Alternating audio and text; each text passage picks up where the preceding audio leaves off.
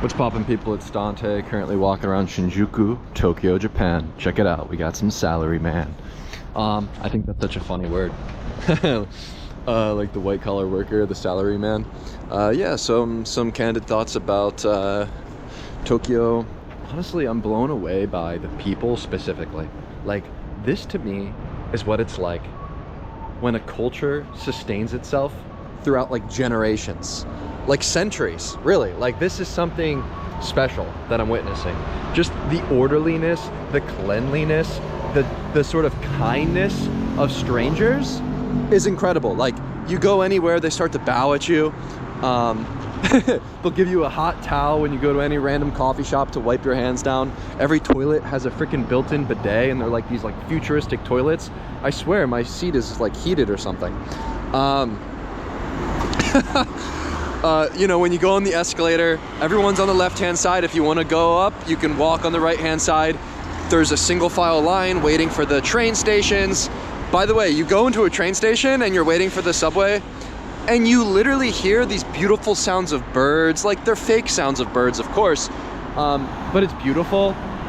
You know, it just sounds nice in the train stations. The other fun thing is the sound of the lady on the speaker is just very like joyous and kind of just childlike and like optimistic sounding, like, now waiting for Shinjuku Station or whatever. Like, it just sounds really uplifting. Whereas like in Philly, you're in this like dingy sort of like bad piss poor lighting station. I walked over here yesterday, and you know, there's like this muffled voice on the microphone, like, attention, attention, reporting for City Hall. Like, it's just, you can barely like make out what they're saying. So yeah, needless to say, and you go on the train, right? You go on the train, and like everyone's silent. Like no one's like munching on like Doritos or taking loud phone calls. You know, like no one's like screaming and yelling. It's very orderly. It's very orderly. I really appreciate that about this city and the people. And wow, I'm pretty much just blown away to just like witness this like culture just generally, and like the people themselves. And then in terms of street photography, I mean, this is freaking paradise, guys. This is like a really good city for street photography. And so what I've started to do is, so today is I think day 5. So day 5, I'm gonna stick to the same route every single day from here out on the trip. I spent the first couple days just getting my bearings straight, taking the train to different places and feeling out different locations. You know, I photographed here in Shinjuku, where I'm staying, in Shin-Okubo, the Kabuchiku area. I'm probably pronouncing these things wrong. And of course, Harajuku and Shibuya. I went to Ginza, and I tried taking the train up to like Ikebukuro, but really the main area is Shinjuku Shibuya. And so I stay in Shin-Okubo, once again, I think that's how you say it. And so I'm pretty much walking from my hotel down through Kabuchiko into the Shinjuku district area where the station is that I'm heading towards, like the main train station. And then today I'm gonna walk from here to Shibuya. I'm gonna consistently sort of follow the same route each day, because I find that with consistency and discipline and routine, even in a new place where there's infinite novelty, I believe goes a long way with street photography. Sort of sticking to one route and always following that route. This is how you can increase your likelihood of finding something, of creating something impactful or interesting. And so yeah, even in this new place for this short period of time that I'm here, I'm gonna stay consistent. I'm no longer gonna get on the train.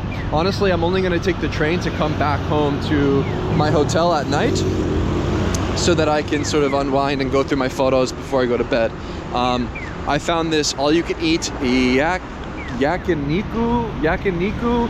It's like an all-you-can-eat grilled meat situation right across from the Shibuya crossing. Perfect location. Essentially, I photograph until the light fades away at the crossing, and then once the light goes away on the corner, I go in and I feast. It seems to be about like 3:30, 4 o'clock where I start to eat, and then from there photograph at night a little bit around Shibuya crossing, and then venture back to Shinjuku, where I'll photograph the nightlife by the clubs.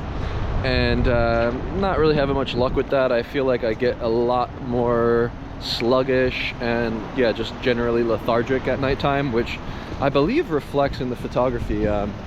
You know, I really do believe that street photography, you know, you got to remember the physicality of this thing, right? You're out in embodied reality, you're walking around, you're observing, you're responding with your gut, with your instinct. And, you know, I think it requires peak physiological health and vitality, and this sort of abundance and this overflow of physical power within you is what reflects in the things that you create. And so I believe that the best art, the strongest photographer, is creating strong work from a state of pure physical strength, whereas a weak photographer is going to create weak work from a lack of vitality, from that sort of lack of energy. And so there's this notion in Friedrich Nietzsche, his philosophy, called Rausch, right? Rausch being this like ecstatic frenzy where essentially your creative output is a reflection of your internal vitality. And so you want to sort of have a strong physical foundation in order for you to have anything beautiful come about in your creations. And so fasting, no breakfast, no lunch, just drinking coffee in the morning, drinking water throughout the day, staying hydrated, staying out in the sun, and then finally breaking the fast with this amazing feast, eating on a charcoal grill. I mean, it's just delicious when you grill the meat on charcoal. There's just satisfaction in it. It's around like 25 USD. And so I'm pretty much going back to the same place each day. I'm like, yo, what's up? I'll see you tomorrow. You know, and I just keep going back to the same place because I'm starting to find my routine. I'm starting to find that sort of balance and that sort of order within the chaos here in Tokyo, where, yeah, now I feel like I can sort of just embrace the flow, not really check the map too much, not really worry about the train, just kind of walk and wander that same mundane lane every single day for the rest of the trip now that I've got my bearings straight. I thrive in consistency, I thrive in discipline, I thrive in repetition. And I really do think this is the name of the game with photography, especially street photography, where we're reliant on the unpredictability, the spontaneity of everyday life. And so by staying consistent and sticking to a route, sticking to a familiar setup with your camera, sticking to a familiarity with your surroundings and how you engage with your photography is going to go a long way with this kind of thing. So yeah, just figured I'd turn on the GoPro Mini here. 1080p, 30 FPS, super view. Got the Ricoh GR III on the wrist strap. High contrast black and white, crank to the max. Highlight weighted metering mode, automatic ISO, f8, snap focus 2 meters. And yeah, just point and shoot, you know. I think that a man without a man without instinct is a slave, you know. Responding to my instinct, responding to my gut. This is the only goal that I have while I'm here on this trip. Not thinking, just doing, just shooting, not reliant on anything external that guides me, right? You really, like, I don't want to become a slave to the world, right? I want to make the camera my slave. I want to make, you know, my instinct essentially allow that to guide me, right? And obeying that, you know, becoming a slave to my gut. You know, to me, that's my sort of mode of operation. That's my modus operandi on this trip. It's just to live from the instinct, from the gut, from that pure state of intuition, and obeying that. That's what I'm a slave to. Not a slave to the world, to the external situation, or, you know, whether or not my photographs become a sensation, you know, external validation, you know, any sort of outcome with the photos being good or bad, or a book or a show or something. These things are not at all my concern with photography. My concern is waking up with curiosity, with going out there with full force, with thumos, with vitality. You know, that's ultimately all I need to worry about and cultivate. Get good sleep, wake up, and repeat, right? And so, yeah, I'm not too concerned with the photographs. I'm not too concerned with what it means. I'm not too concerned with why I'm doing it right now. I'm concerned with my instincts. That's pretty much it. And just obeying that. And so I like to warm up. I like to come to the same spots over and over again. Here we're at Shinjuku Station. You know, you got this like flow of traffic in the morning. I mean, this might just be one of the most bustling train stations I've ever seen in the world.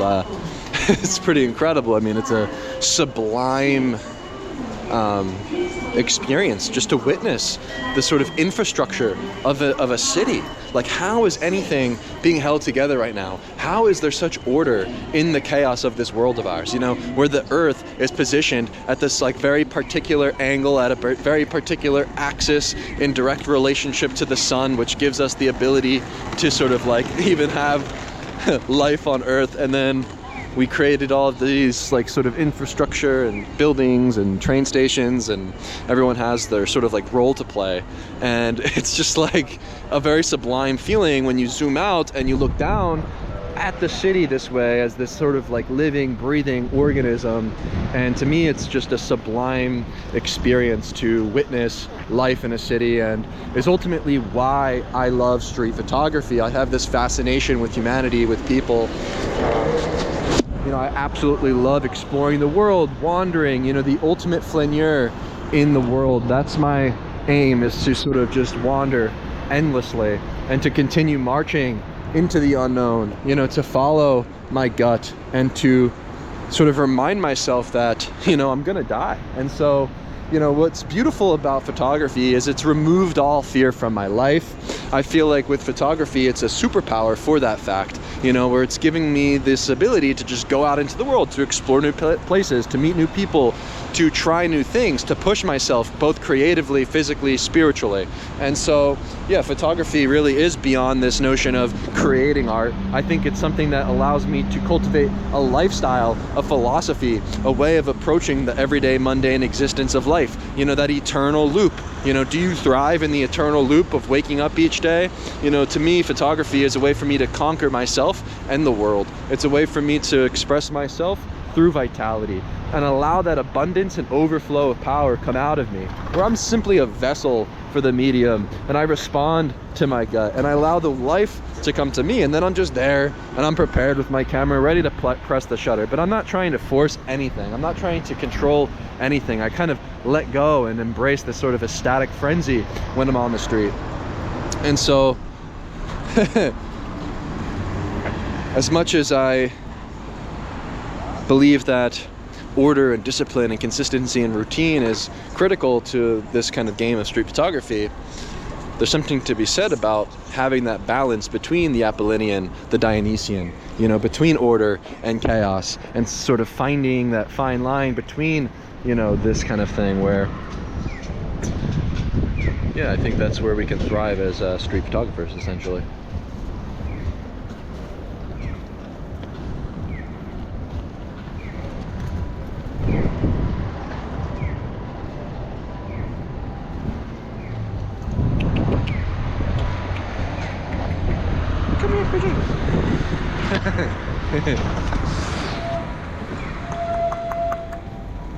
Right here, buddy.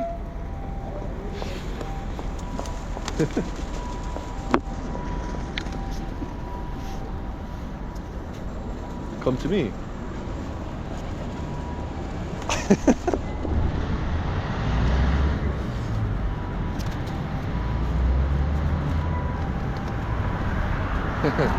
Yeah, so the goal with this thing is to sort of be like these birds, like, right? Like, be like a pigeon, free in flight, sort of unburdened by the world, sort of light and lofty, ascending upwards and onwards, you know, where the world is so open. There's so much to do, to see, to explore, and to photograph in this life of ours. You know, you could live until you're 120 years old and still not see everything, do everything, photograph everything.